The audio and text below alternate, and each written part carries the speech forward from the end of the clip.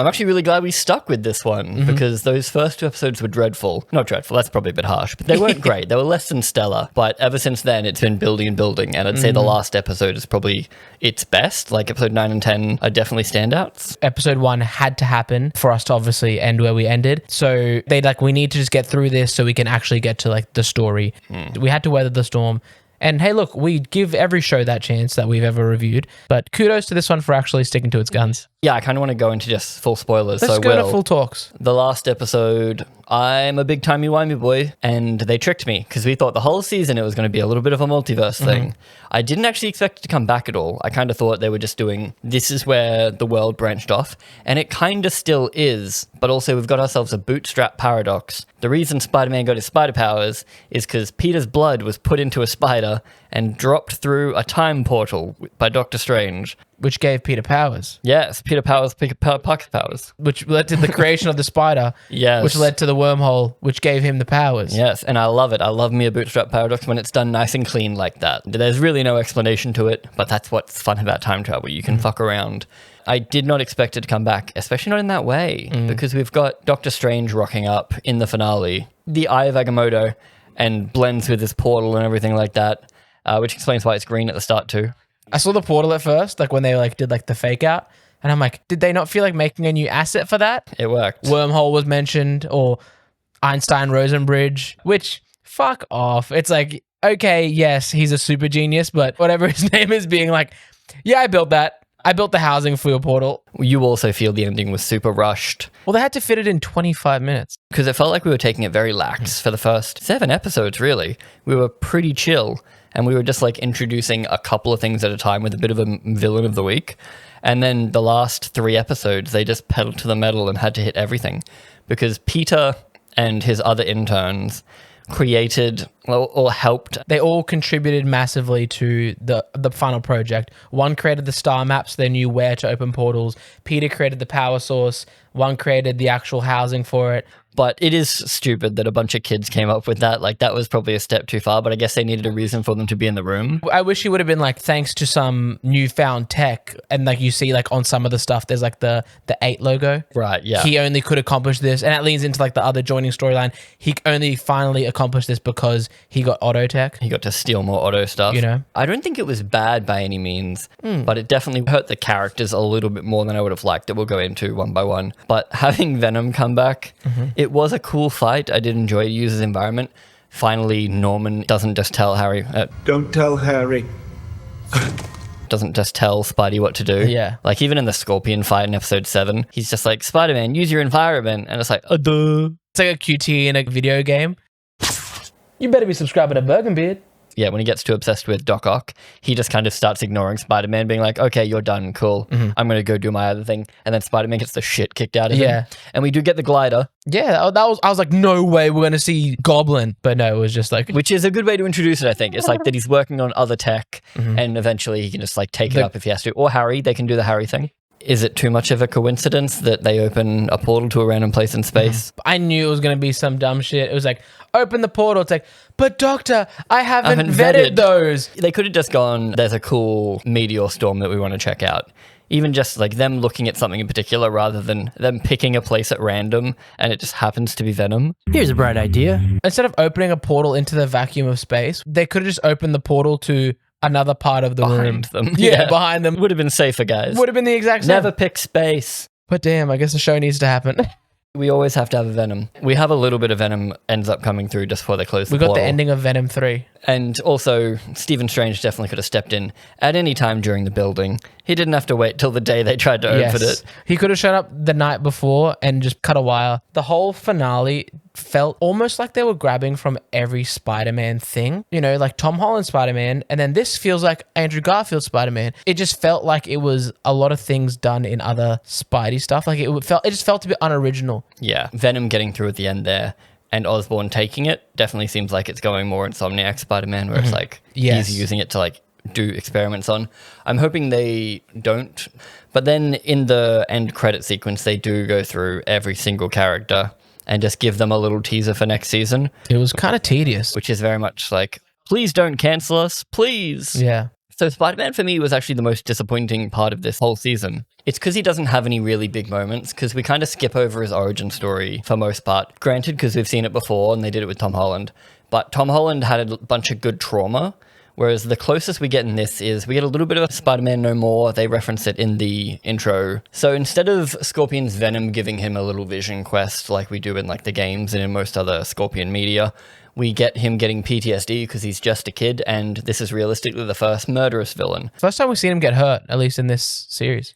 Because before that, we've had like thieves and burglars and stuff. The Laser Twins were kind of just like beating him up using their powers. The only other thing was Unicorn was the other big one, which I guess did kick the shit out of him for a little bit, but he didn't get so close to death. But then, yeah, Scorpion stabs him right through the chest with his big scorpion tail, and we get him for the next almost whole episode being like, oh, I can't do it, I'm not good enough. Yeah. But for me, that story was just kind of boring for Spidey. But what I liked from that was the way Norman handled it. Yes. Because Norman was great. He's on that CEO grind set. He's like, you have to be a killer out there. Yeah. It's a dog-eat-dog They have to world. fear you. Yes. And I'm like, that's fantastic. He drops, with great power comes great respect, which is a little bit clunky, but I see what they were going for. They need to use 80% of the saying so it can be the same saying, you know? It gives you that little bit of horror before he finishes that sentence where you're like, are they about to give like this grandiose line to fucking Norman? And then he's like, respect. And you're like, you're such a bad person. Yeah. Not because of his skin color. It was really good the way they started revealing how much Norman sucked. Oh, he is just self-centered. Like, he's just thinking about himself and his company the whole time. Yeah, especially when he starts giving him all the different suits to try. He's like, this Spider-Man thing doesn't really matter. I'm going to make you better. And when he's talking to Ross, you see that a lot more as well. You know, it's like this is like a big bargaining chip that he can use. Yeah, so he meets up with Thunderbolt Ross, and he gives a fake dossier showing John Gallo, but he's also not built like this man that is nothing like Spider-Man. Like, imagine being Thunderbolt Ross, seeing Spider-Man, and then seeing this big thug-looking security guard. You're like, I don't know if they're the same guy, man. The suit does wonders. It's thinning. It's not for the world. Like, he does want to save people, and he does want to save everything and like better humanity, I guess. But through almost nefarious way. means. Yeah. Through his own means, not for the greater good. It's very much like, yeah, I can fix the world because I'm a big genius and my way is the best way. And it comes to even more of a head when he finally talks to Doc Ock, who Doc Ock in this really is just an evil villain. I'm like, oh, they gave him his super suit in jail. It's funny seeing how much they worked on Doc Ock during the Insomniac games, like giving him this big story arc and everything. You feel sorry for him. You love him. He's like a father figure for Pete. Yeah, whereas in this one, he's definitely at the end of his villain journey. Like, he's already very angry at Norman. So it's all the same basic ingredients of shunned by Norman, angry at Norman, but without any of his goodness. So like, Doc Ock is pretty much just a bad guy the whole time, which isn't a bad thing. We do have a lot of characters to get through in this, so I don't mind them not making him too nuanced. So it's basically science versus like business, I guess, where Ock wants the recognition. Like, they both want the respect, I guess. Yeah. It's just they go about it very different ways. Norman's just like a glorified, he's just a front man, he's essentially. stealing stuff, yeah. Stealing stuff. And we end with Norman getting the symbiote, so obviously he's going to use that towards his evil doings. One thing I did not like at all were the villain designs pretty much the whole time. They're just boring. They were very tech orientated. Like, they were bits of suits. I'm a big fan of like just their entire suits. I think Scorpion's done the dirtiest. In episode 7, he's literally just a chest piece, some feet and a tail. And then they melt him into the suit, but it doesn't matter at all. Whereas usually he gets melted into the suit and like he hates that. Like, he doesn't want to be a giant scorpion all the time. He wants a bit of a normal life, which you kind of need him to not be a psychopathic gang member for that to work, I guess. But they already had that. It's just weird that they bothered to melt him into the suit, even though it didn't change his character at all. He's still a psychopath. Maybe they'll do something with it in season 2 or 3, which is greenlit, which is good. Also, he doesn't necessarily have venom. It could just be Correct. like, it's just like energy. He just has like energy that goes through his tail when he extends it. Gamma radiation too. Did he go to Doc Ock and said, hey, I want to be a scorpion. I'm a big scorpion You guy. see his tattoo. Doc Ock said, yeah, man, I've got a scorpion thing. Did he repurpose one of the arms? Doc Ock playing like the biggest power move by being like, oh, Scorpion, I just have like multiple of your Yes, power. I've got yours, but like Times 4. 8 of them. It's Semi the Rhino as well. Like, I just like my Spider-Man villains getting stuck in their suits. Yeah. Because like Unicorn was just a hat that she can easily take off and remove. You're not really that. They show Chameleon for a bit there. He's also just one of Unicorn's gang that can't show his face anymore. I'm like, Good to see the Kraven live action movies making cameos. really paying off. Butane and the Wonder Twins, Speedy and Slashy, they can just take their stuff off as well. I don't like that everything was made by Ock.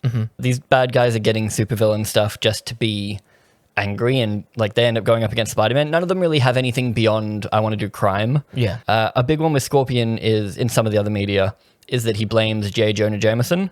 So he's constantly going after JJ. It's just giving them other people they want to kill that aren't just Spider-Man because he's here and I want to do villain stuff. Like, it's just a bit thin. I'm petty level and I just need a suit to do my petty level stuff. Yeah. We're going to rob so many more banks like using these super fast shooters. Yeah. And because none of them really come up against Spider-Man until they get their stuff. It's not like they get the shit kicked out of them by Spider-Man and they're like, damn, I need to level up. Yeah. Cut to the Flash saying, I think you just leveled up. You've leveled up. They leveled up. Where their starting point is the same trajectory where Doc took them. Yeah, there was nothing deeper than Ock gave bad guy a suit and now bad guy punches Spider-Man a bit. They don't really have like vendettas against him either. I guess Scorpion by the end hates Spider-Man, but again, there's not really anything beyond that. It's just very thin villain stuff. I think I would have liked them to do a little bit more interesting stuff because they do some interesting things with the show. They're not afraid. Like, Scorpion kills a dude randomly. They only bring guns when they're fighting Scorpion. Every other gang fight in the show, they're just like punching each other, which I find very childish Yeah, I'm like, and funny. Scorpion isn't bulletproof. Yeah, he's like whipping his tail around. I'm like, guys, you like That's a fully automatic weapon. you're afraid of guns for the rest of the show, but then that one scene they decide to do guns. I'm like, It's okay, he's in power armor. Oh, what about Venom's design? I know we spoke about it in episode 1. I don't really like the Kraven Venom look. Like, he has like he's weird he's like a shoulder bug. things. And also, I didn't like the big plant looking, like, big Venom. You see more? No, Yeah. he looks like that a lot though. But I was like, oh. Yeah. I hate floating head Venom that we Okay. like get from the Tom Hardy movies. We It's have like, had that a lot recently. It's I don't even think they needed it to be Venom, to be honest, apart from this. I think I love the time travel plot. I'm a bit sick of it always being Venom, especially Venom so early on in Spidey's life. But we'll see how it plays out for sure. Let's do one that started good and ended bad, which, well, bad's debatable, I guess. Lonnie Lincoln, I loved what they were doing to start with. I think we were taking it slow. It was very interesting seeing him build his character. had everything going for him. I think they fumbled it in the last couple of episodes, though. I agree. It felt like it was paced really well, and then it was just super rushed. He's like, oh my God, he's the most respected guy in the gang. He's smart enough to give the orders to the gang members. There's a couple of things that really dragged it down for me. So first off, we have the way he got his Tombstone powers is kind of just, it's another Ock invention. Like, Ock just made so much fucking tech, and he bumps a suitcase, which falls, opens, cracks open a thing, and leaks everywhere. It's not like a horrific thing. I really like when, again, Spider-Man villains are created, or like any villain really is created through Painfully? like, yeah, a horrific experience. Give me Sam Raimi's Doc Ock murdering all the doctors and stuff while they try to like saw the thing off him. You think he's harnessed the power of the sun? Yes, That was a good that was a throwaway. bit much. Tritium, even he couldn't get any tritium. But like also just Spider-Man offering up solar as a way to track. Solar's everywhere, my guy. That's it the was- sun. Yeah, that's a very good point. It was literally for that one, for the one reference line, which I liked with tritium. But then they said, "You're thinking power of the sun." I'm like, how are you going to track the sun? He's like, he's up there. There's a big dot up there. Get him. The power of the sun in the palm of my hand. Don't forget to subscribe to your friendly neighborhood Birkenbeard. I think it's episode 7 he rocks up and he gets kicked out of school. Yep. We don't really see his downfall so much as he goes to meet the gang one time and then they're like, oh yeah, he's been doing this a bunch. We're kicking him out of school. And I'm like, oh, I kind of wanted to see him. I wanted a mirror. Again, it might be my fault for wanting something that I didn't get. I'm a little baby. How dare you want something. Yeah, get over it. Spider-Man over here, like ditching his friends to go do good. Lonnie over here ditching his friends to protect his family, but ultimately doing bad. Like, it might be an interesting mirror if someone's like, hey, Peter, wait, where'd Peter go? Anyway, Lonnie, where'd Lonnie go? Like, just both of them having, like, similar journeys, but for the other thing. Tombstone hasn't been important enough to be Spider-Man's antithesis. He should have been. Lonnie would have been great because he was almost on he was on a very parallel path as Peter. They could have done something like that if they made Spider-Man less popular, but because they didn't want Spidey to be unpopular, they didn't really set up that mirror from the get-go, so it kind of just like, they had these two characters that instead of being like mirrors or parallel or anything interesting to each other, it was just, this is two guys that did stuff, and I think it was all there. Yeah, it would have been very interesting to see the duality of man. Is Yes. you could have shown stuff like the reason why Pete pulls his punches. You know, you see Lonnie defend the gang and really hurt somebody, and he leans into it, whereas Pete, you know, might finally crack the Scorpion, and he's like, shit, like other guys mugging somebody, and he really hurts them. You know, and you just see that duality of I can be good without violence necessarily, without bone-breaking violence. Well, yeah, especially because they haven't had like the Uncle Ben example or anything. It's just like Peter's a pretty good kid and doesn't want to go murder people, even though He's a bit of a sub-8 male. even though Norman's in his ear being like, punch harder. Do it. Coward. And then Pearl's never going to ask him to the dance. oh no, He's a sub-8 beta male. Peter's never gonna fuck. Lonnie kind of jumps through all these things like immediately. Like he's immediately batting off Pearl, even though we haven't really set up enough of them. So he's kicked out of school all really, really quickly. And he says occasionally, I've got to protect my family. But even later on, he no longer has to protect his family. They talk about, you can get out of the gang. Like, you don't have to do this anymore. And he says, the gang was there for me when I needed them. Yes. It's like, my dude, you came from a football team where they all have your back. If he didn't come from a team environment and like he never had anyone. And they didn't show that his family were a bunch of crackheads. He was like living in this lovely, supportive family who, yes, they probably leaned on him to like be like, you're going to like help us out of this poverty-stricken Harlem. They do that to a fault because he says the line, I'm sick of everyone always expecting so much of me. It's just nice to not have the pressure.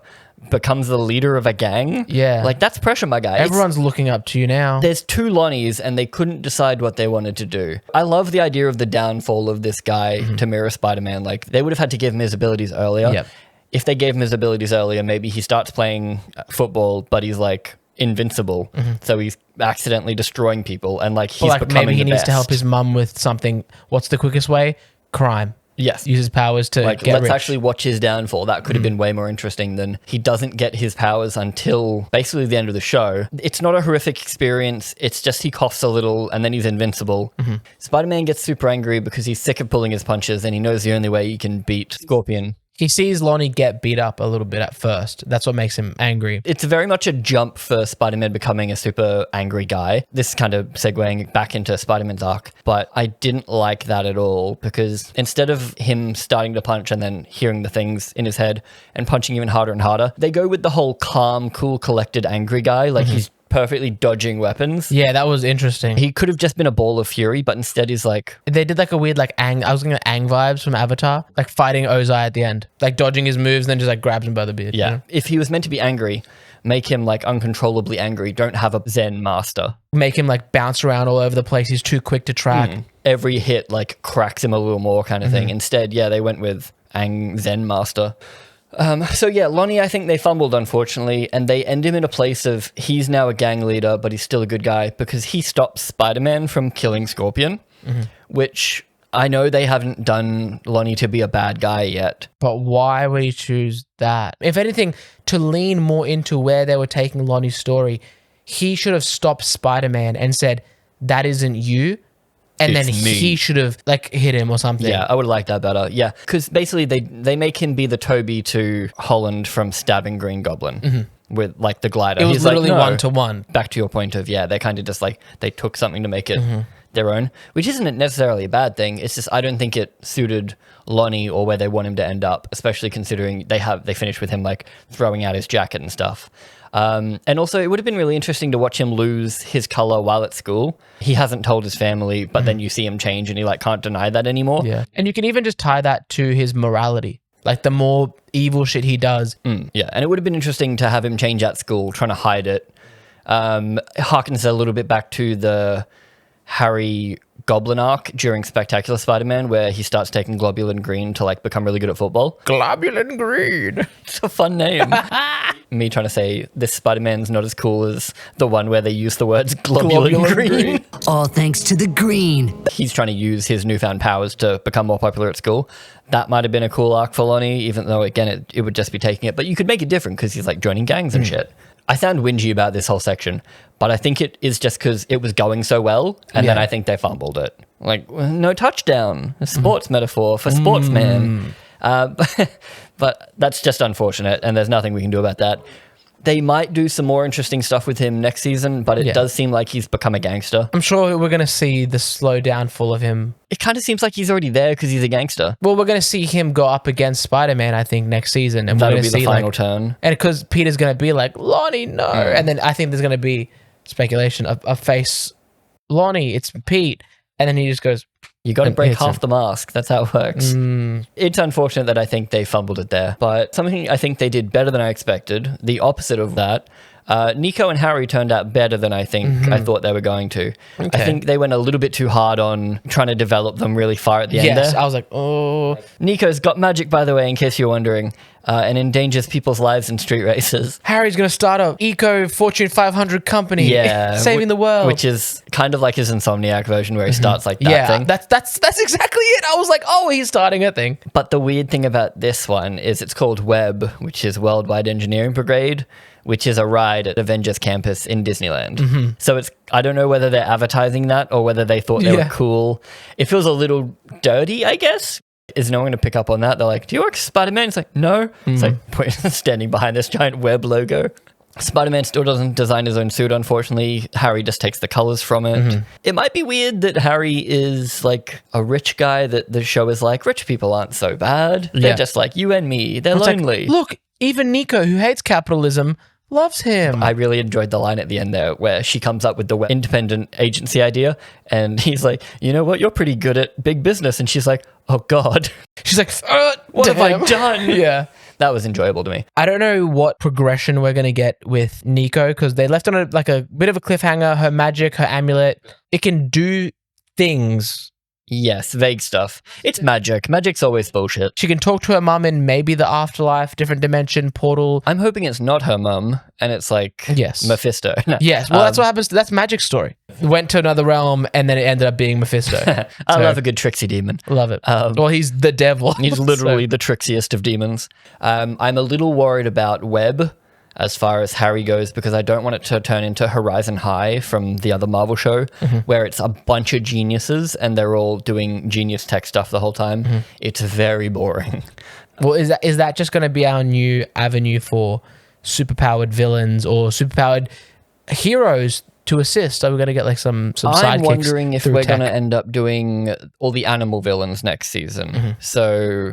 like Rhino. Lizard, Rhino, like if we're going to go that, because like Osborn's doing a bunch of Big Wheel. if they Big nail Wheel the would have big been wheel, perfect for this season. It's a big wheel. I don't think you understand, guys. I think I understand. It's a big wheel. The king of momentum himself. Just quickly, Nico's like, I've been with him through all of it. I'm like, you've only known him for 6 months. Yeah, that's my biggest downer on Niko. They could have just been friends before the first day of school. And nothing would have changed. It's one line of dialogue, and then they don't mention how soon they like started hanging out for any of it else. Yeah, because otherwise Spider-Man had 0 friends, like until Niko, but then they don't go into that. Like he was never not popular. But overall, this show is the true testament of don't judge a book by its cover. Because although the cover and there were still some teething issues in some of the action scenes, especially.